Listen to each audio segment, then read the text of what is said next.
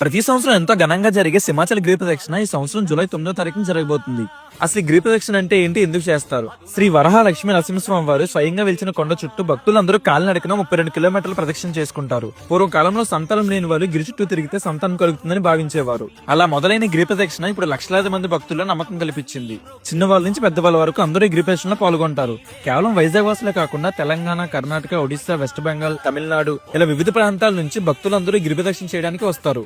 ఈ సింహగిరి చుట్టూ ఒకసారి తిరిగితే భూ ప్రదక్షిణతో సమానం అంటూ పెద్దలు అంటూ ఉంటారు. విచిత్రం ఏంటంటే వైజాగ్ లో సంవత్సరం మొత్తం వర్షాలు లేకపోయినా ఒక్కరోజు మాత్రం వర్షం పడుతుంది. అదే రోజున పూలరథంలో స్వామివారిని అలంకరించి గిరి చుట్టూ ఊరేగిస్తారు. ఆ రథం కూడా భక్తులతో పాటు గిరి ప్రదక్షిణ చేస్తుంది. ఈ గిరి ప్రదక్షిణ ఎక్కడి నుంచి స్టార్ట్ అవుతుంది? భక్తులందరూ తొలిపవలసిన దగ్గర కొబ్బరికాయ కొట్టి అక్కడి నుండి Adivaram, Hanumanthavaka, Visalakshi Nagar, Appughar, Seethammadhara, port stadium, Madhavadhara, NAD junction, Gopalapatnam, Prahladapuram మీదుగా తిరిగి తొలిపవంచం చేరుకొని అప్పుడు కొండ మీదకి ఎక్కి స్వామివారిని దర్శించుకుంటారు. మన దేశంలో అరుణాచల్ గిరి ప్రదక్షిణ తర్వాత అంత ప్రాముఖ్యత గల గిరి ప్రదక్షిణ ఏదైనా ఉందంటే అది మన సింహాచలం గిరి ప్రదక్షిణ అని చెప్పుకోవాలి. 2024లో జరిగిన గిరి ప్రదక్షిణకి ఊహించిన విధంగా 10 లక్షలకు పైగా భక్తులు తరలి వచ్చారు. ఈ సంవత్సరం ఎంతమంది వస్తారో చూడాలి. సో ఇప్పుడే useful information me friends and ఫ్యామిలీకి షేర్ చేయండి. And for more spiritual updates do follow hey Vizag.